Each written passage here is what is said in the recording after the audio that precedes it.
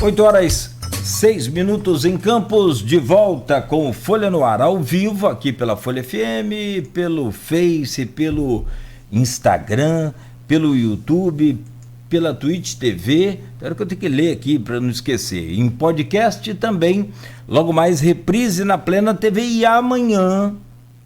Aí o Rodrigo aqui vai falar o que vai, o que não vai, mas a entrevista de hoje também, né, ela é colocada no jornal Folha da Manhã impresso, ok? Então fique atento aí. Vai para o ponto final, vai para os destaques lá do jornal, enfim. Estamos ao vivo, Campos amanhece com tempo bom, com temperatura prevista para hoje de 36 graus. Estou até estranhando esse calor, já atualizei aqui o aplicativo, mas é isso mesmo. Previsão de 36 e agora já faz 27 graus na planície ensolarada. Trânsito daquele jeito, mais complicado, né, em alguns pontos. Ponte da Lapa, intenso movimento nos dois sentidos, entre outros pontos da área central da cidade. No oferecimento de Proteus, Unimed Campos, Laboratório Plínio Bacelar e Vacina Plínio Bacelar, voltamos. Hoje estamos conversando com o Leon Gomes, presidente da Fundação Municipal da Infância e Juventude, vereador licenciado e presidente do PDT em Campos. Temos o Rodrigo Gonçalves na bancada conosco, que faz a gentileza de abrir esse bloco, por favor, Rodrigo. Só a gente, daqui a pouquinho a gente vai trazer informações também, né? Que é um prazer receber o Leão aqui. O Leão está fazendo um mês à frente da Fundação da Infância e Juventude, né? Então ele vai falar um pouquinho como é que foi esse mês. Participou das comemorações de 33 anos lá da Fundação, que teve uma programação especial. Então ele vai falar daqui a pouquinho, né? Eu sei que tem um pessoal esperando aí para ouvir o Leão falar sobre o trabalho à frente da Fundação. Inclusive tem pessoas no grupo lá, opiniões, do grupo desse programa também, né? Do Folha no Ar, fazendo algumas perguntas a respeito da Fundação. Mas como a gente estava falando sobre essa questão ainda no campo mais político, né? A gente queria... Leon, o PDT, né, sempre foi um partido ligado ao ex-prefeito Arnaldo Viana, depois o Caio, né, esteve à frente do PDT aqui, e o Leon foi um dos 3 vereadores que conseguiu se eleger vereador, né, um dos 3 que conseguiu entrar aí na Câmara. Acho que o Leão entrou você foi o menos votado entre os 3, né? Quantos votos você teve naquela ocasião? 1.063. Quanto? 1.063. 1.063 votos, né? Então, e foi uma surpresa, na verdade, naquele momento, o surgimento do Leon, a entrada do Leon na Câmara, mas o Leon tem provado aí, né, que independente de ter sido menos votado, hoje ele consegue ter uma posição política, como ele mesmo falou, né, os últimos 2 anos na Câmara foram bastante movimentados, trouxe bastante bagagem política para ele, e ele hoje está aí à frente do partido no município, e inclusive sendo uma figura importante nessa interlocução entre o prefeito Vladimir Garotinho e o partido, tanto estadual quanto nacional. Então eu queria que você falasse um pouquinho como é que é isso. Antes, hoje, como é que é a sua relação também com os demais vereadores que estão lá na casa? Porque você tem hoje o Paulo Arantes, que é seu suplente, tem o Marquinhos do Transporte, tem o Rio Lu. Rio Lu, Marquinhos do Transporte, como a gente já falou aqui, nesse grupo de oposição / independente. Como é que é hoje o seu papel no PDT, seus desafios também no partido?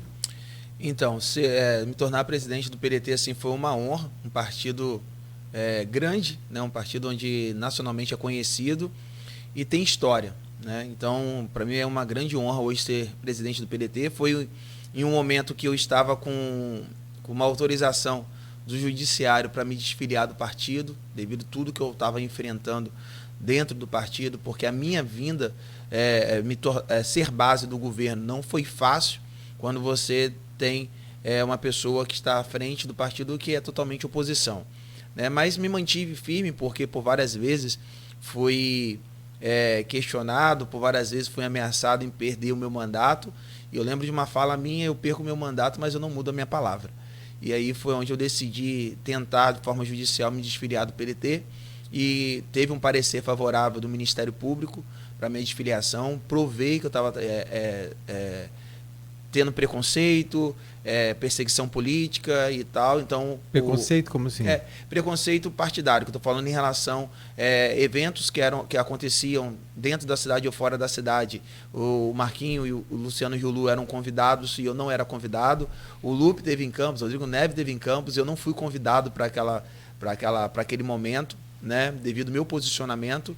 Então eu comecei buscando tudo que eu tinha, tudo, porque a rede social, se não tiver cuidado, você pode colocar coisas que vai te favorecer ou que vai te prejudicar, né? E naquele momento eu fui pegando tudo que estavam postando nas redes sociais, saindo nos jornais e guardando para eu entrar com o processo, né? E aí eu consegui provar que estava acontecendo isso, e principalmente a perseguição política. Mas para mim é página virada a situação. Fui ao Rio a convite do Ismael, que é secretário estadual, e lá o Ismael, o Lupe também estava, e eles me fizeram uma proposta para que eu pudesse estar assumindo o PDT em Campos. Falou dos problemas, falou do desentendimento que teve, que também é algo que eu não quero entrar nesse campo, porque para mim tem que ser página virada mesmo. E falei com eles que eu estaria disposto, sim, a assumir o PDT, uma vez que seria uma grande responsabilidade, um grande desafio, né? Para mim, desafios é muito bom, porque os desafios te provam o tempo todo, né? E você consegue extrair sempre o melhor de você. E eu aceitei, né? Condicionando naquele momento uma única coisa. Faço parte de um governo, que é o governo Vladimir Garotinho, e o PDT, historicamente, sempre foi, dentro de Campos, a oposição ao governo da família Garotinho até então, mas falei, olha, eu aceito esse desafio, mas se a gente fizer uma aliança aqui, que o PDT em 2024 não vai lançar prefeito. Ele pode compor o governo, mas não lançar. Não porque eu tenho um rabo preso, alguma coisa assim, não, porque eu sou grato. Sou grato a um camarada que tinha todos os motivos para não abrir as portas para mim, não sentar, não dialogar comigo, e ele foi lá, abriu as portas, que foi o prefeito Vladimir. E nós conversamos, sentamos, zeramos o que tinha entre a gente, né, porque eu fui totalmente oposição a ele, falei o quanto eu tinha resistência ao Grupo Garotinho e o porquê que eu tinha, né?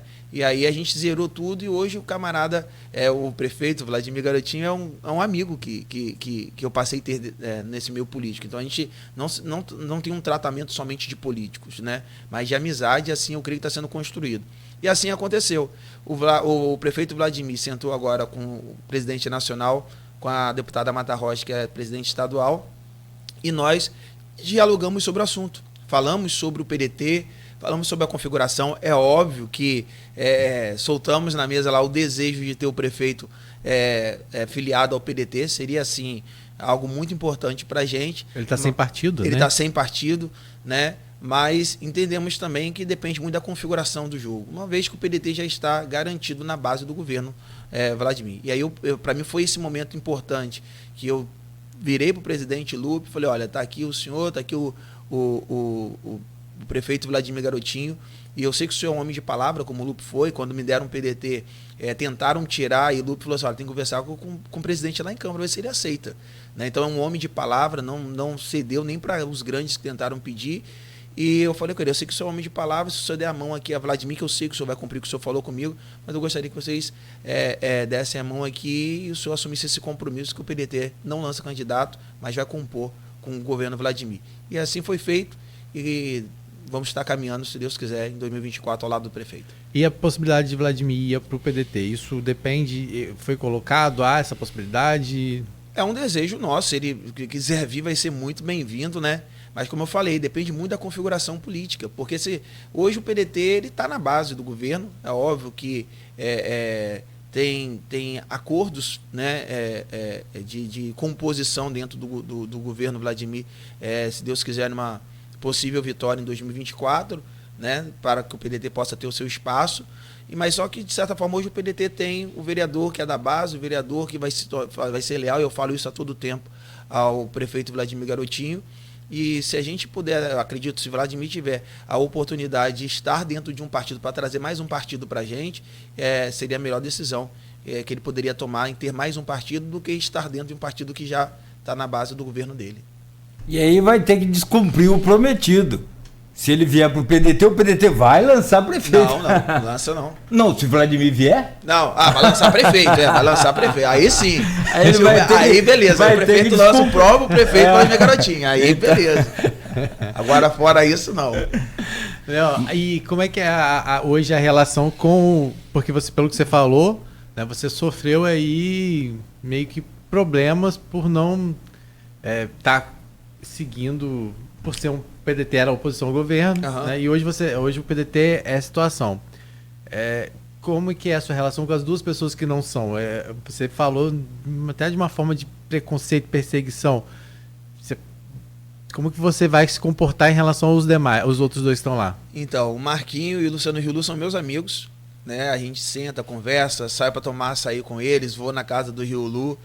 O campo político é uma coisa, a minha amizade com eles é outra. Eu deixo bem claro para eles assim, cara, aqui dentro do PDT, para várias configurações até em 2024, só vai estar com quem está na base do governo. E daí eles sabem disso, eu sou muito franco, eu falo isso o tempo todo com eles.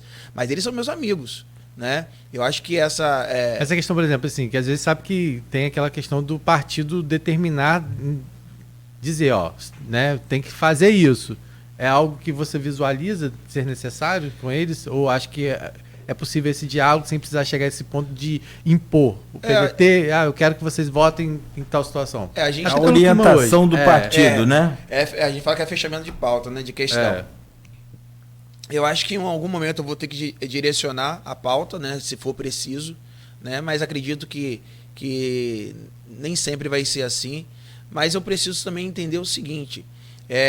a decisão que eles tomaram de virar oposição foi diante de uma diretriz do presidente anterior e é justamente o que dava esse espaço para eles. E quando eu me posicionei contra, eu quis ser respeitado.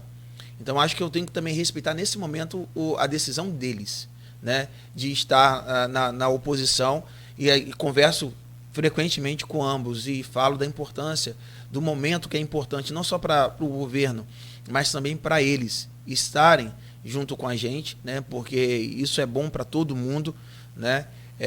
O meu desejo é que os dois se tornem base do governo, eles sabem disso, eu falo isso com eles o tempo todo, mas quando se entra no campo político, minha amizade continua mesmo, entra no campo político, os meus posicionamentos serão posicionamentos que vai ser de acordo com aquilo que eu acredito, com aquilo que eu me posiciono e sempre me posicionei lá dentro. Esse foi o motivo de eu indicar Paulo Arantes como líder do governo, dentro líder do PDT, dentro da Câmara Municipal.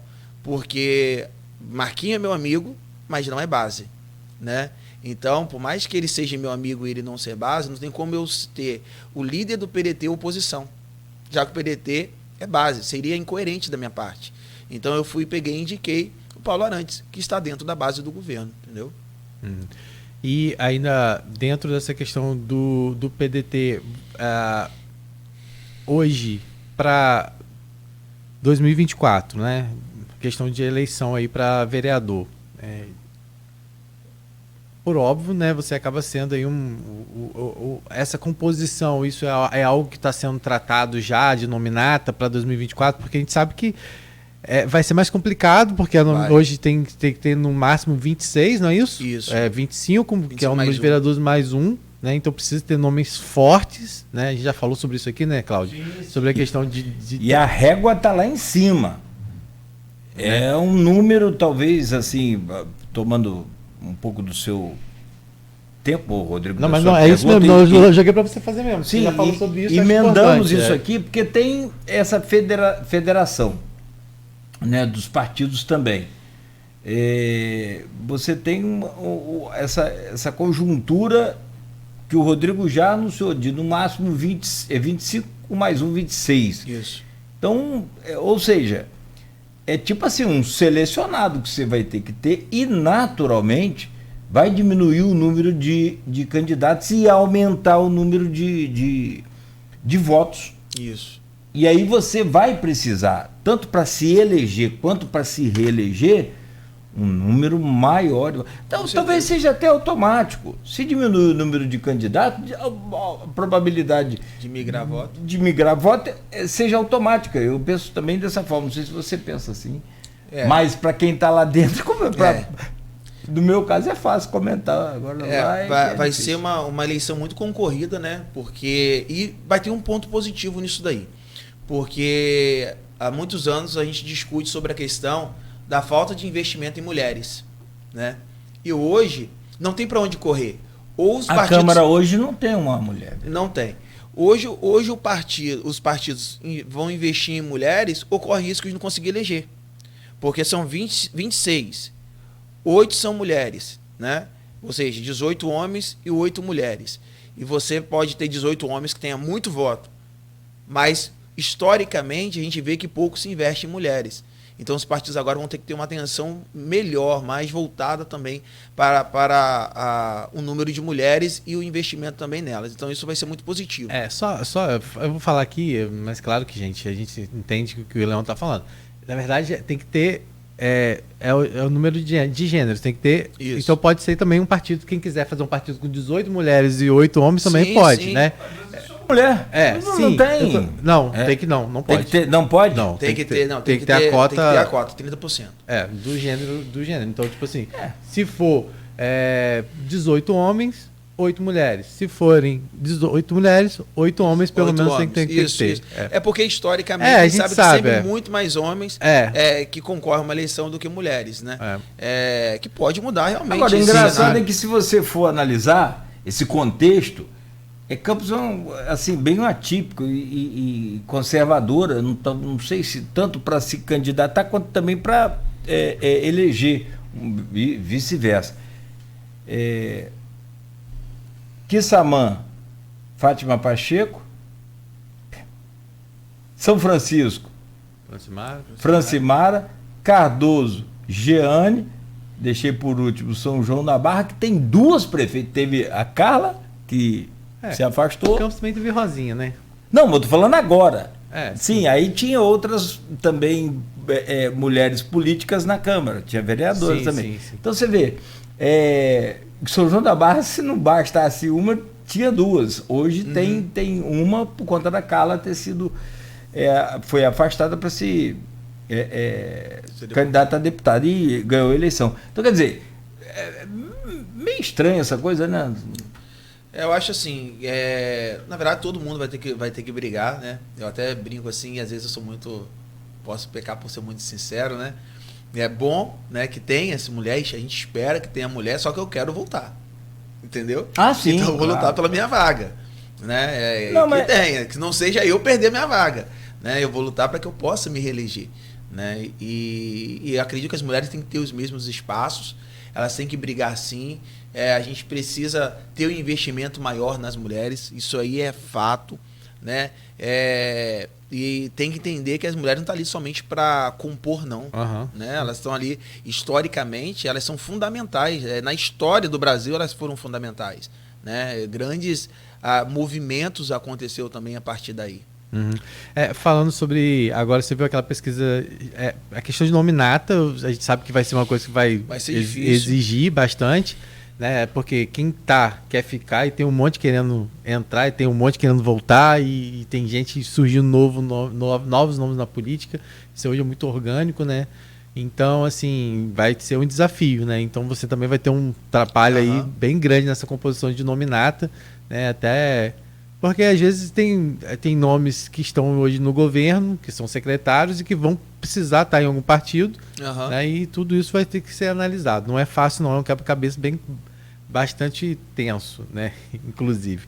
Agora vamos falar um pouquinho sobre a pesquisa. O pessoal, perdão, só você entra na pesquisa que eu falei sobre federação, mas o PDT não é federação, não. A federação é só entre PT, o PCdoB e PV. Depois vem o PSDB e Cidadania, e por fim o PSOL e o Rede. Na verdade, porque federação hoje, para as eleições municipais, não é tão interessante, não. Né? Mas feito uma vez, ela tem que ser mantida. Sim, mas tem que ser mantida. Se for feito uma vez, tem que ser mantido por 4 anos. Então, tipo assim, ela não é interessante nesse momento. Até existe uma proposta do PSDB, se eu não me engano, com mais um partido aí que sugeriu tentar estar dialogando com o Lupe, e Lupe vai convocar uma reunião com os presidentes municipais, justamente para debater do assunto. Eu, particularmente, para a eleição municipal, por que o desespero do Solidariedade e outro? Por que agora? Eleição municipal não tem tanta necessidade, não tem tanto impacto, né?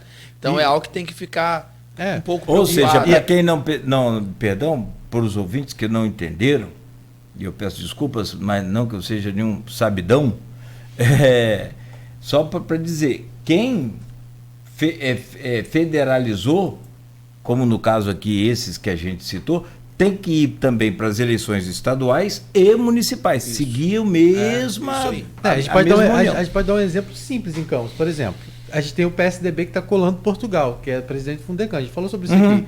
E está com cidadania, que é do ex-prefeito Rafael Diniz, que hoje tem Fred à frente na Câmara. Então, assim... Fred Machado. Fred Machado, cidadania. Sim. Então, por mais que Orlando diga, nós vamos estar na base do prefeito, nós vamos estar... A situação não é bem simples assim. Não é a mesma coisa de um Leão falar. Porque ele está à frente do PDT. É porque o PDT não tá. federalizou. Então isso é algo que vai ser discutido. Vai ter que ser discutido. Quando sentar para fazer legenda, nominata, vai ter que sentar todo mundo. Isso entendeu? Aí. Então não é... Eles vão sentir o impacto disso aí quando for chegar esse momento. Não é tão simples assim não. Então assim... Toda eleição, você vê que a Lei 9.506, né, de 97, ela é 9.504 de 97, a lei base da eleitoral, ela vai sofrendo mudanças, ajustes e novas proposições vão sendo aprovadas, e não sei se essa vai seguir assim. Já teve uma série de outras, né? A regra mudar com o jogo em andamento. A verdade é que agora não vai mudar. Pois é. Falando um pouquinho sobre essa questão ainda de vereador, a gente viu aí que uma pesquisa de IPP mostrou que 73% ainda não tem ainda um candidato, né? E o mais entre os 600 ouvidos, o mais citado teve 2,2%, que foi Bruno Pezão lá, que é atual vereador, né? Então a gente mostra que é um cenário muito em aberto ainda. Mas falando ainda sobre a questão da pesquisa para prefeito, não sei se você acompanhou, mas mostrou aí, né, o desempenho do Vladimir na estimulada, com a possibilidade de eleição em primeiro turno, e na espontânea ainda em aberto 50,4%. Isso, e na espontânea com os votos válidos chegando a 61,4%. Na espontânea ele apareceu, acho que com 36%, foi isso? Acho que foi isso. Na espontânea ele aparece com 38,6%, né, na espontânea. Porém, na espontânea chama a atenção também esse grande número de pessoas ainda indecisas, que são 46% ainda indecisos. Quando você viu esses números, o que você acredita que o Vladimir, pelo que ele tem feito, consegue se reeleger ir no primeiro turno? Não é porque eu sou base, mas a gente tem aquela frase, contra fatos não há argumentos. Né? Hoje a gente vê a cidade bem melhor do que o Vladimir pegou. Né? As chances de Vladimir são claras, assim, de se reeleger no primeiro turno, sim. Até mesmo porque os nomes, até então, sem diminuir ninguém, mas os nomes que podem vir não estão no cenário político, né? Não está no cenário em cargos políticos, não se posiciona politicamente para a cidade de Campos. Né? Acho que o segundo, se não me engano, foi Caio com 1%. 18%, acho. 18%?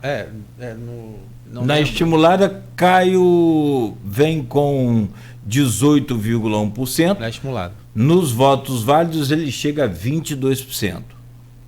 Tiago Rangel vem com 2,9%. Na estimulada, que é quando é dado ao pesquisado, né? O pesquisador apresenta, você votaria em fulano, daria aquela... Né, aquele disco, aquela relação, enfim. Aí vem o Tiago Rangel em terceiro, com 2,9%. Dos votos válidos, Tiago Rangel chega a 3,5%. Na pesquisa foi colocado o candidato do PT, até o Geraldo Venâncio colocou uma questão interessante aqui, que será que não seria uma avaliação sobre o PT geral com a eleição do Lula, mas o PT sempre lança um candidato também em Campos. Teve um momento muito importante com o Macou, né, que chegou a ter aí uma votação fantástica, e aí foi colocado assim, candidato do PT chega a 2,6%, e com os votos válidos 3,2%. Para fechar, CVC da direita Campos 2,3%, chegando a 2,8% dos votos válidos. Aí vem em que o eleitor, o pesquisado ali no caso, o entrevistado cita o nome por conta própria. Vladimir Garotinho, 38,6% em primeiro. Caio Viana, 2,7%. Rosinha Garotinho, que não pode, a gente já falou que 1%. Arnaldo Viana, que não pode, 0,9%. Carla Machado, que também não pode, 0,6%. Marquinho Bacelar, 0,4%. Rafael Diniz, 0,4%. Alguém de fora da cidade, 0,3%. Cassiano, 0,3%. Professora Natália, 0,2%. Um candidato não político, 0,2%. E candidato do PT, alguém do PT, 0,1%. Né? E para fechar aqui, não sabe, não respondeu, 46%. Eu acho que... depois eu falo esses 46%, só vou falar ainda da questão do Vladimir. Né? Eu acho que todo o resultado que tem sido apresentado à nossa população, isso vai refletir nas urnas de forma clara. Né? Eu acho que um camarada que é jovem, foi deputado federal, veio a Campos pela cidade, né? É o que ele sempre fala, poderia estar no conforto dele lá de deputado federal, né? Mas abriu mão, correndo riscos, né? Decidiu vir para lutar por um novo momento na cidade, ganhou as eleições, no começo com muitas desconfianças, sim, porque a gente sabe dos problemas anteriores, de tudo que estava acontecendo, das dificuldades que o governo anterior deixou, seria um grande desafio, e de repente a gente vê em um momento de pandemia, em um momento de dificuldades, em um momento econômico da cidade, em momentos que os royalties não estavam lá tão grandes coisas, de repente Vladimir reúne um grupo de secretários que começa dando uma cara nova, e aí eu tenho que ressaltar o controlador Rodrigo Rezende, o professor Weiner, que é administrador da Secretaria de Administração, os próprios procuradores, como o doutor Roberto Landes, aí eu falo de todos através do doutor Roberto Landes. A gente vê que é uma equipe totalmente qualificada e competente para estar onde está, e ajudou de forma clara esse novo momento que a cidade está passando. Mas também a gente ouve falar assim, o governador que foi um grande parceiro, e está sendo um grande parceiro do município, né? E as pessoas falam assim, mas só está acontecendo o que está acontecendo na cidade por causa do governador. Mas tinha governador anteriormente, por vários momentos nós tivemos governadores. E aí? Se não tiver um prefeito que vá buscar, se não tiver um prefeito articulador, um prefeito que sabe lidar com essa situação. Foi isso que o Vladimir fez, ele foi lá buscar o dinheiro onde estava. Ele saía daqui, ia para Brasília e ficava batendo na porta dos deputados. Entrava em contato por telefone e começou trazendo recursos para a cidade, trazendo esses resultados que nós temos hoje. As emendas parlamentares foram e são significativas e fundamentais. E temos que citar a Clarissa. A própria Clarissa Garotinho. O senador Portinho. Hugo Leal. O Portinho parece que foi um dos primeiros a colocar uma quantia de 6 milhões para recuperação asfáltica também. Enfim. Foram muitas emendas. Recuperou emendas que estavam sendo perdidas Esse do governo anterior. Dinheiro já chegou dessas emendas? Uma boa parte deles. Já chegou sim. Né? E os investimentos estão aí. Né? Então a gente vê, hoje acho que o grande momento que a gente está vivendo vai ser da questão da saúde, esses mutirões que estão sendo muito importantes, e aí as pessoas falam assim, mas ainda falta muito. Falta, gente, são 2 anos. Não muda uma realidade de caos de uma hora para outra. Então ainda vai ter os problemas, ainda vai ter as dificuldades, mas a gente está vendo hoje aí, o Rodrigo, o HGG, o Ferreira Machado, o Hemocentro que vai ser, se Deus quiser, aberto, o SOS Coração, né, que é um grande equipamento que foi aberto hoje, quantas UBSs, os programas sociais que estão acontecendo. E aí eu puxo para o meu lado da pauta da inclusão, Vladimir tentando ajustar os convênios com as instituições, dando oportunidades a essas instituições de ampliar, terreno da APAP que foi doado para que elas possam ampliar, terreno que vai entrar um projeto agora, que foi até uma indicação legislativa minha, para que a PAI ganhe um terreno em Farol. Então, Vladimir... Acho que já entrou. Já entrou agora? Não me avisaram. Estava para entrar, então deve entrar semana passada, né? Eu acho que entrou. Semana passada. Então estava para chegar lá. Então você vê só, quantas coisas acontecendo. Então é um governo que não está olhando somente para uma classe, está olhando para todos. Não está olhando somente para a Pilinca, está olhando para todos os bairros. Vai na Nova Cidade de Luz, vê o que foi feito lá. Né? E aí, dando mérito ao atual secretário de obras, o vereador licenciado Fábio Ribeiro. Então a gente vê que a cidade está mudando. Isso é evidente. Quando eu ouço as pessoas falarem assim, olha, eu quero saber que cidade vocês estão, que eu não vejo isso. Para aí. Né? Tem alguma coisa fora do lugar. Então, eu acredito que está. E em relação aos 46%, eu acho que são 46% que realmente estão avaliando essa situação, né? Vendo justamente, acho que vai ser mais decidido isso em 2024, mas eu acredito que quando esses 46% forem avaliar quem está fazendo e quem vier a aparecer somente em 2024, como acontece de vez em quando, eu falo assim, não, acho que Vladimir é o melhor nome para reassumir a prefeitura de Campos. Rodrigo, são 8h37, você... Tá, porque eu falei que entrou como objeto de tramitação. Isso. Tá? Então, repete no mic aí, por favor. Não, é porque a gente falou sobre o projeto de lei 028 de 2023, que autoriza o município de Campos a promover cessão de uso de bem público municipal à PAI. E eu tinha dito que já tinha sido pauta. Não, na verdade ele entrou na pauta como objeto de tramitação, né? Aí depois deve que ele ser votado semana que vem, depois que ele vai para votação, só porque eu disse que já tinha sido votado e não foi ainda. Leon, antes, eu sei que a gente tem que ir para o intervalo, não é isso? Por favor. Mas é só... Você quer deixar um gancho? Não, fazer? É só porque a gente falou da pesquisa GPP para prefeito e não falou dos 73% que ainda não sabem para vereador. Como que você vê isso? E aí você responde e a gente vira a chave para falar sobre as ações lá na Fundação. Então, esse 73% eu acho que é um público que eu vou buscar alcançar, né, para conseguir pegar alguns porcentos disso daí. Eu sempre falo que em 2020 nós tivemos o Vladimir, que teve 121 mil votos, o Caio teve 126 mil votos, e nós tivemos 129 mil pessoas que só saem de casa para votar por algo muito ideológico delas.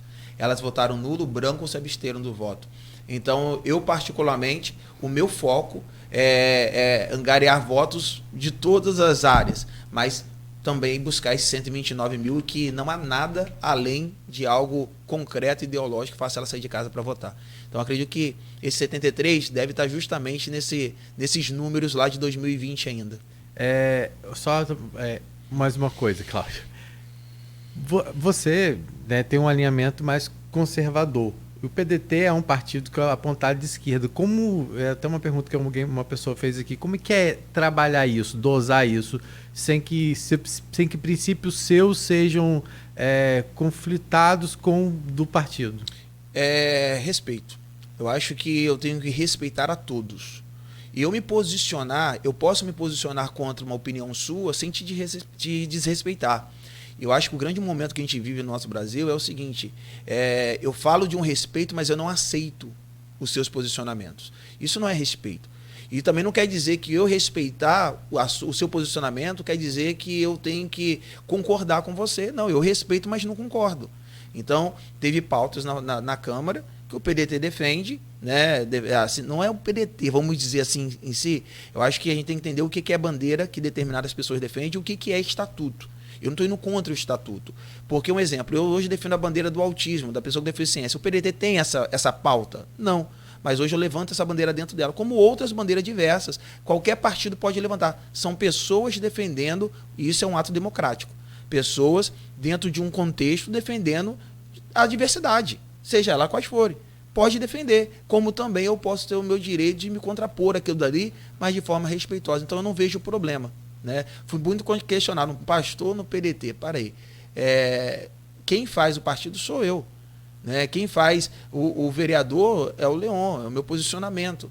Né? Eu acho que eu não posso desrespeitar, não posso ultrapassar os limites, entendendo, cada um tem direito de se posicionar da forma que quiser, mas eu também tenho o direito de me posicionar contra desde que o meu contra não desrespeite a opinião de ninguém ou a pessoa, né?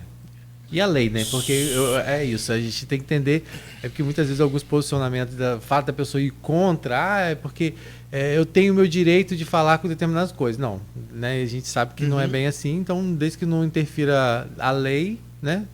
Cada um tem direito de defender tudo. Até porque se interferir vai ser inconstitucional. Exatamente. Só colocar uns números aqui, o Leon falou sobre o resultado das eleições. Ele deu uns votinhos a mais a Caio eu aí. vi isso, ele Esse deu falou, vitória a Caio. Deu vitória. 110 mil. Você falou 126. Não, 121 Vlad. E 126 para para Não, 129. 121, não. Você falou 129 mil se absteve. Não, você falou, vamos lá, repetindo. Depois você ouve lá, você deu uma trocadinha na hora aí, né? 121. Então foi um erro. 121 para Vlad, 126 para Caio e 129 sempre. Vai ser 110 que eu falei, hein? Não, tem Não, olha lá. Eu vou Não, ouvir. não Eu vou, vou ouvir. não. No intervalo mesmo eu vou voltar. Agora, mas no primeiro turno, e aí não é de cabeça, é só buscando aqui no pai dos velhinhos, no Google, por enquanto que já tem o chat GPT aí, então já está melhor. Garotinho, 106.526 votos, Caio, 68.732. No segundo turno, o Vladimir venceu as eleições com 52,40%, né? 121.174 votos, e o Caio, que com uma recuperação aí, com a votação também muito grande, 110.094 votos. Só para oficializar aqui a informação correta né, a gente segue para o intervalo comercial. O oferecimento é de Proteus, Unimed Campos, Laboratórios Plínio Bacelar e Vacina Plínio Bacelar. Baixe o app aí na sua lojinha, né, tanto para iPhone quanto para Android, iPhone, iOS, né, tanto faz. Que é só o iPhone que usa esse iOS. Então, pode baixar aí para todas as plataformas, né, aplicativos que você vai encontrar aí, as lojinhas de aplicativo que você vai encontrar. Laboratório Plínio Bacelar. Voltamos em instantes com o presidente da Fundação Municipal da Infância e Juventude, Leon Gomes, ao vivo aqui conosco. Baixe agora o aplicativo do Laboratório